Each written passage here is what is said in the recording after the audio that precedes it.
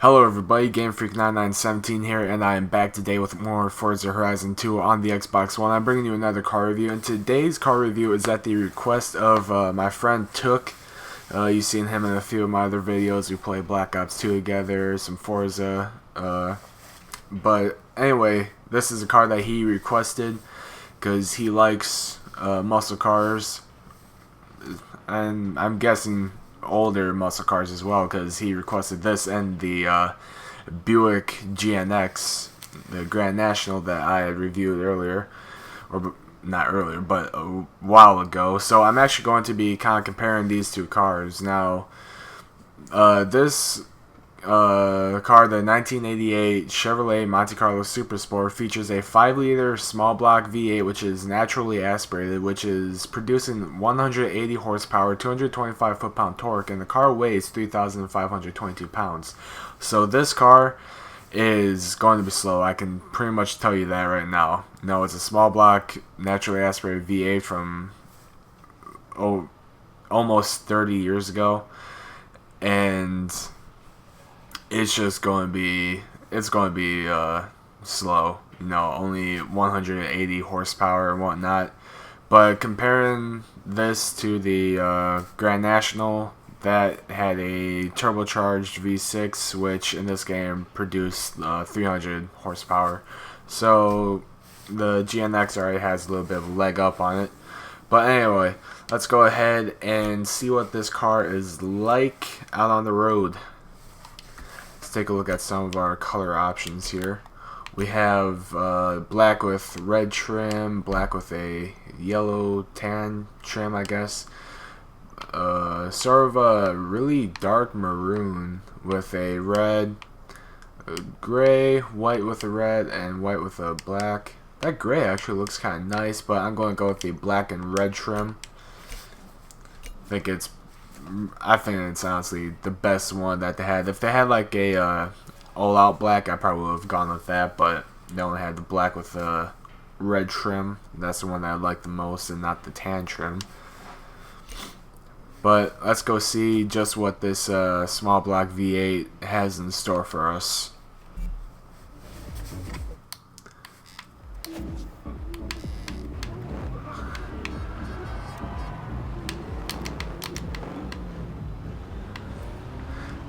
Kind of keep those RPMs low because it's a small block V8, but it should sound pretty good, especially since it's a older muscle car. But as you can see there on the brake, the suspension on this thing is very spongy.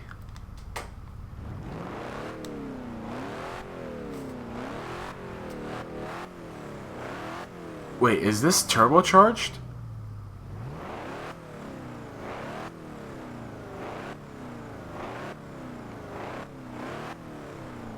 I'm hearing some sort of whistle.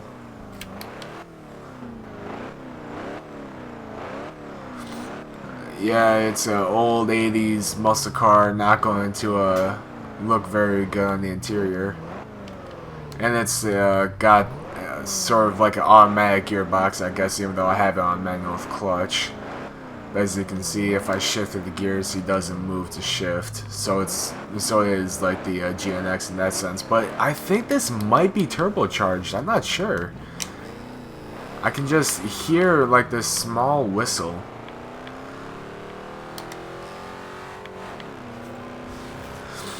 Oh yeah, this is going to take a while. But when I go to upgrade it, I'm going to look through the stock upgrades first, just to see. Ooh, quite a bit of understeer actually. But I'm going to look to see if there is a turbocharger that's already put on here. Low horsepower, so we're not going to be spinning much, so gravel, it's gripping pretty well. Actually turns pretty well on the gravel. Pretty surprised about that, but really the only thing that this car has going for it right now is how awesome it sounds. I love the sound of that small block V8.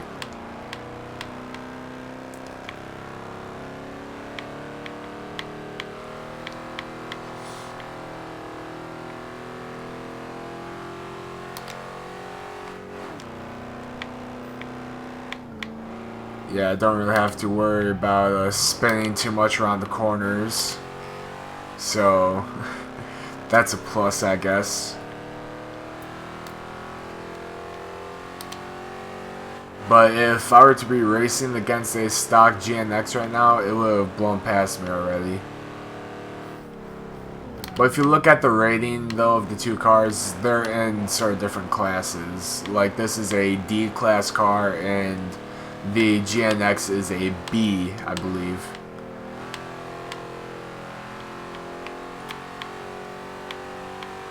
Ooh, I just love the sound of this small block and high RPMs. Oh, it just screams.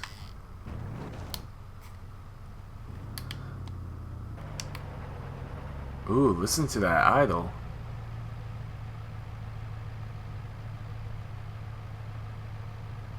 Almost sounds like a diesel. That's awesome. Anyway, let's launch it at some high RPMs. Because I pretty much just floored it there and the RPMs just dropped. But man, watch this thing bounce when I shift. Okay, it didn't really do as big there, but from the first to second gear shift, you could see that there's actually a fairly big bounce. I don't think I have to worry from here on out about shifting.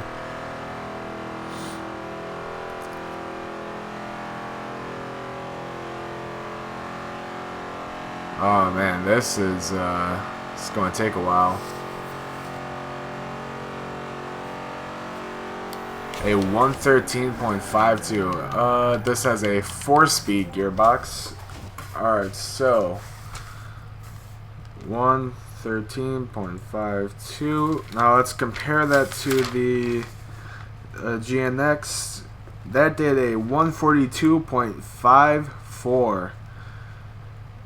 And the Monte Carlo is now the slowest stock car that I have gone through.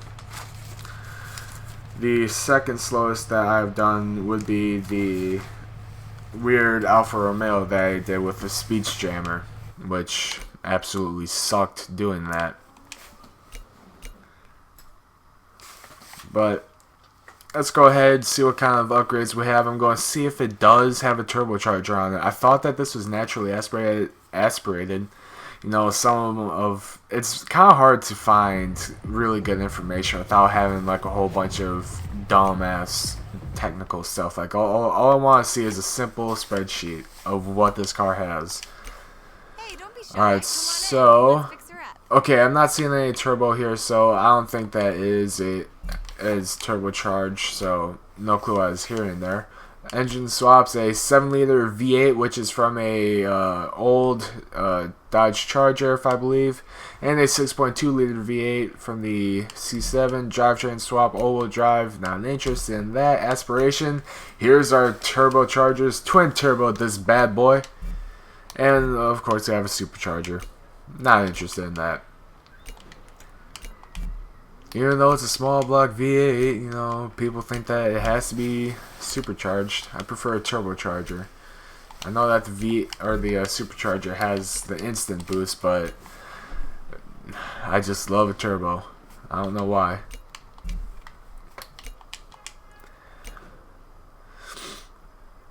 Alright, and I can't remember what the fully upgraded horsepower was either.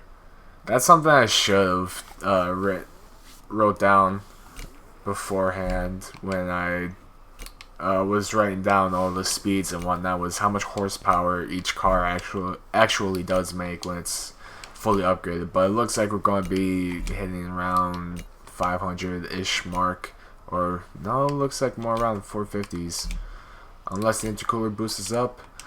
Now 458 for that, and then the oil and cooling is going to give us like an extra 5. Yup. 463 horsepower, and that is fully upgraded 463 horsepower with a twin turbo, 467 foot-pound torque. So that's actually really cool. The torque and power is very close to each other. upgrade these brakes, which I don't know. I was going to say that they feel weak, but that's just because you don't really need amazing Brembos for a car that doesn't go that fast. Even though this car possibly had drum brakes because it was such an old car. I'm not even going to bother with a roll cage. And there's a helicopter flying overhead right now. I don't know if you can hear it. Race transmission. Oh, it didn't fly directly over. It flew a little bit more off to the east, I think. Let's see.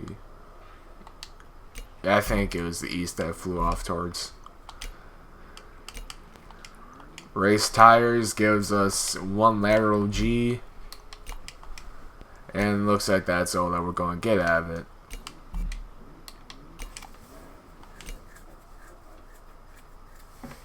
I'm not sure why, but I'm seeing some frame rate drops or issues with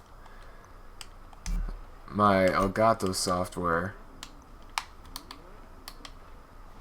It takes off that tiny little spoiler that I hadn't even noticed before, so I guess so. Elgato, are you okay? Elgato is acting up. Hood's not going to throw any hood on. Let me check something with Elgato real quick. They shouldn't mess up my recording at all. Okay. So I have no clue what's going on with Elgato. Just kind of acting up, I guess. Alright. Hopefully it's fixed now. It seems that what I did was, it did help it a little bit. Come on.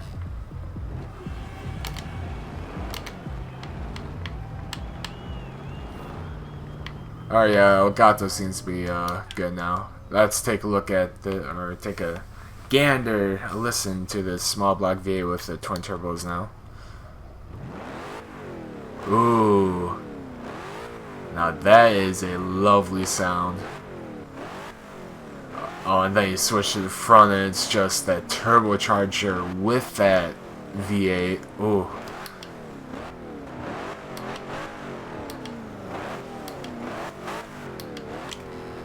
And of course it has to start raining when I'm doing this. Oh well. So no problems with grip, which is really good.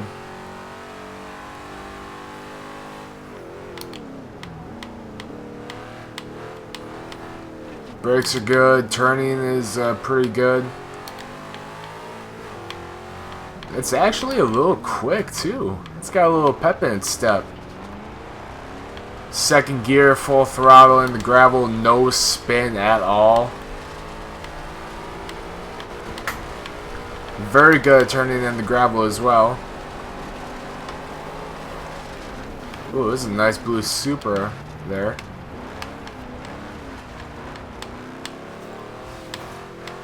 Full throttle, second gear, going around corners, not an issue.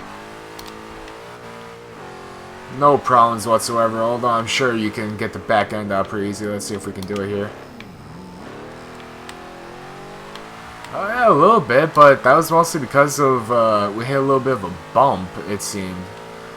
It wasn't actually because we were going to just get to go out on our own. So this car, it really does like to grip, which is awesome.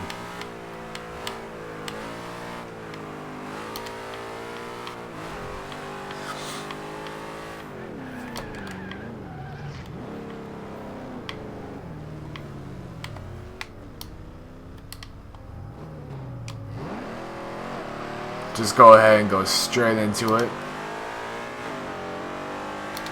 No issues with grip. This is awesome. Like, I'm not saying that there wasn't any spin there, but it's so easy to just get it to grip really quick.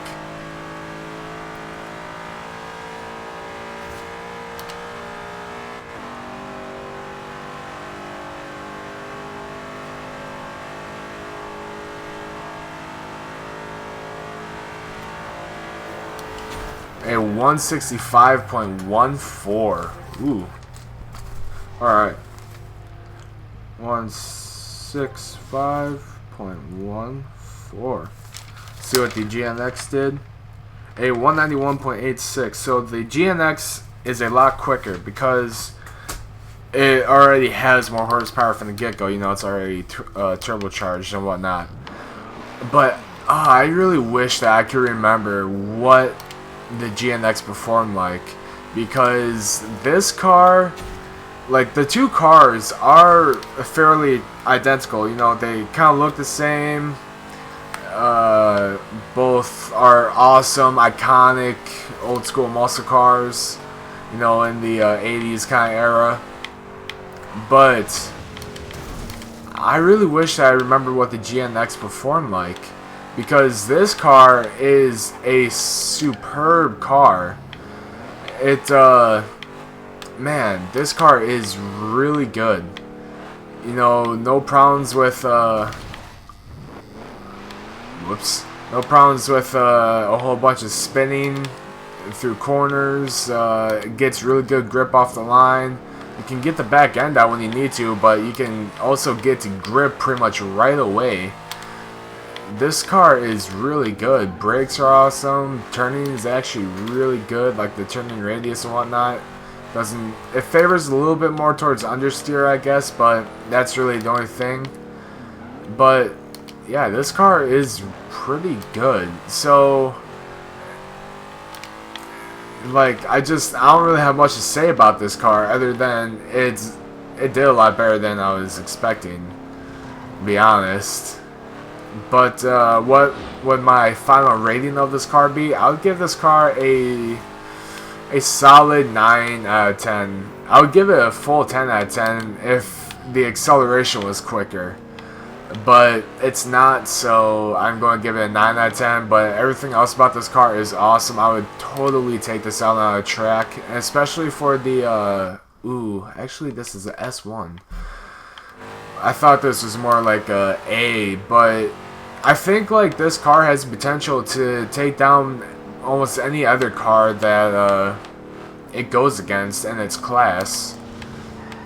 But I'm not exactly sure. The GNX would probably give it a run for its money if the Fox body is in there, which it might be. That would probably give it a run for its money. But this car is just, it's so good. I would totally recommend getting this, especially for under 10 grand for the car. That's awesome. But anyway, I'd like to thank you all so much for watching. If you enjoyed the video, let me know in the comment section down below, or just give the video a thumbs up. If you want to see more content from me and my friends and I record with them, make sure to hit the subscribe button. I'll be uploading daily. And again, just thank you all so much for watching. And if you guys have any recommendations for car reviews, let me know in the comment section down below. I'll be checking, and I'll see you guys in the next video. Bye.